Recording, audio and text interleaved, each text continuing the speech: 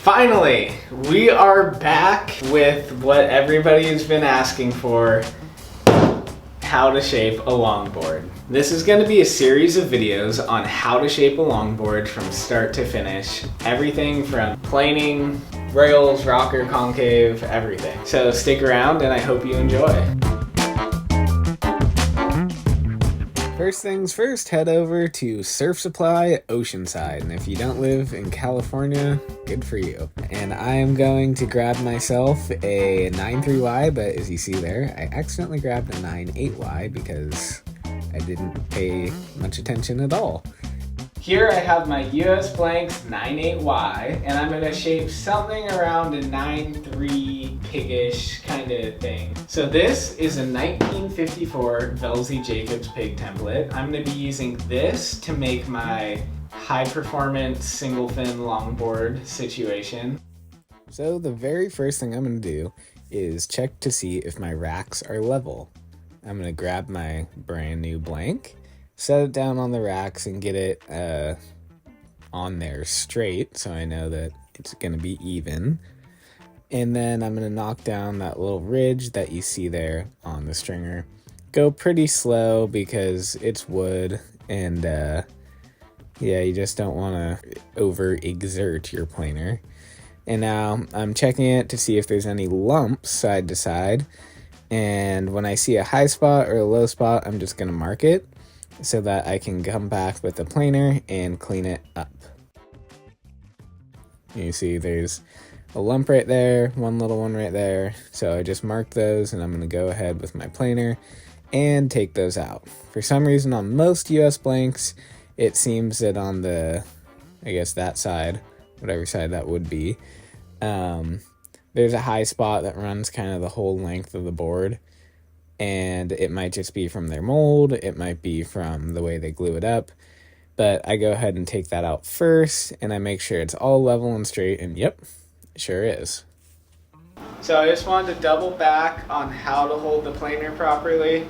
You want to wrap your arm underneath of the cord so that it stays out of the way and you don't cut it, and then grab onto the handle, leave your one pointer finger out, just like you're holding a pistol or a gun or something, and then have your finger separated from the rest of your hand on there, and then set it down. You don't want to add weight. You just let the weight of the planer take care of it, and remember where your blades are. That's an important part because that's where you want to balance the planer. A board that has rocker is the planer can rock back and forth. So you want to balance it directly on where the blades are, the Hitachi.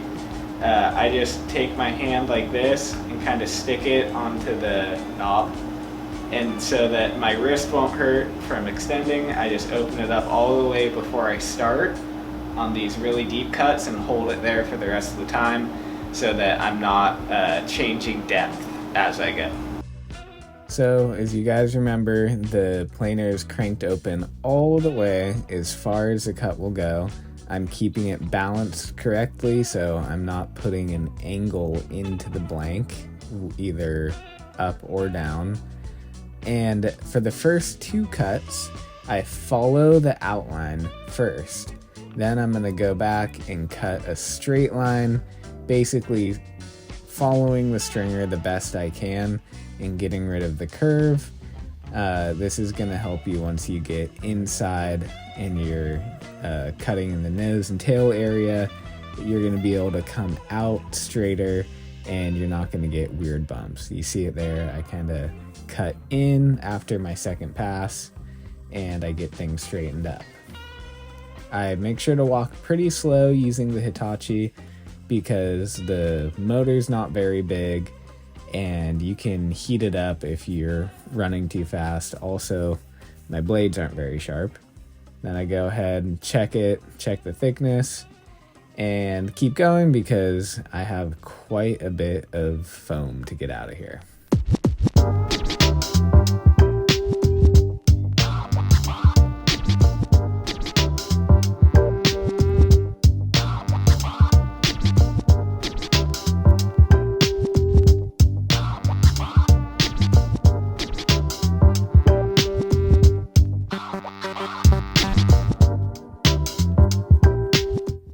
here it is, all nice and even because I held my cut on my planer open all the way the whole time. And now I'm going back and checking to see if there's any lumps or bumps. And what I'm going to do is run my planer almost all the way closed and just let the blades find the bumps for me. The planer is a very precise tool and it's designed to make straight, clean cuts.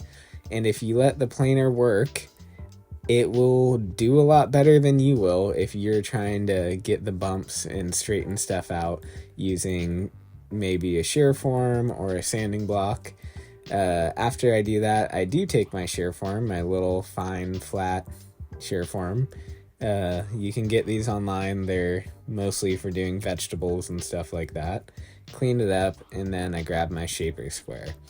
I'm going to mark my 22 3/4 on each side of the board, and I'm going to make 3 marks or 3 dots at 22 3/4.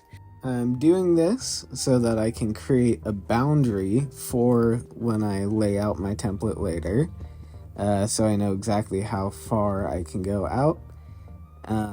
Those are my 3 marks that I just pointed to. I did this on each side, and I just draw a line the whole length of the blank that's there. And then I'll go ahead and mark the tail. I'm cutting 2 inches off because this blank is a 9/8 and I want a 9/4. Then once I've done that, I'm going to go to the deck. I take a tape measure and mark 9/4, but you see I pull it really tight to get an accurate reading. Then I'm going to just chop off the nose from the deck, and I do this again just to get a more accurate length. I'm going to be doing the template now, and I have 2 problems. The board that I want to make is going to be 9/4 by 22 3/4. This template is 9/10 by about 22.5. So I'm going to show you guys how to quickly widen up your template, how to shrink it without getting funky, weird lines all over the place. If you missed my how to make a template, check that out in the link below. It's also in the whole other playlist for how to shape a surfboard.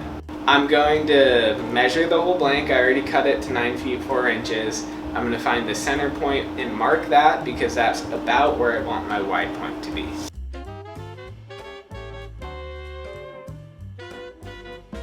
Now that I've marked where I want the wide point, I'm going to lay the center of the template off that point, let the nose and the tail run off of the blank. Then I'll blend the nose and the tail of the board into that.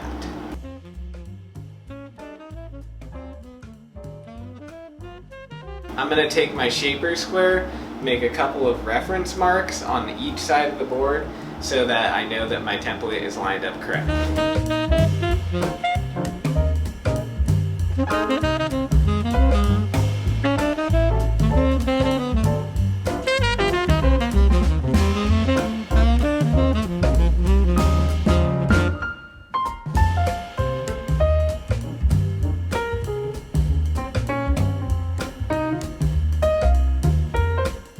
Now that I have my template lined up with my couple of reference points, I'm going to go ahead and draw that same line that I did on that side.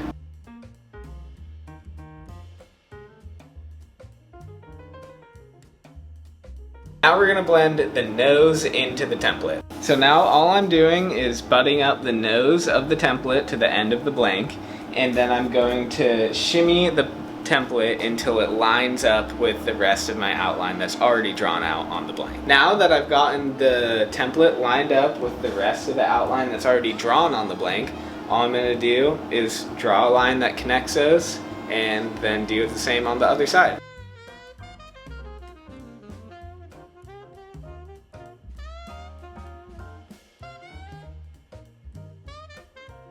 So all I'm doing now is the same that I did with the nose.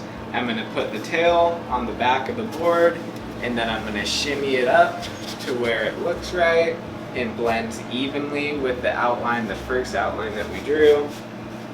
And once I get that point, all I'm going to do is just eyeball it out make sure you have a smooth line that flows into your outline.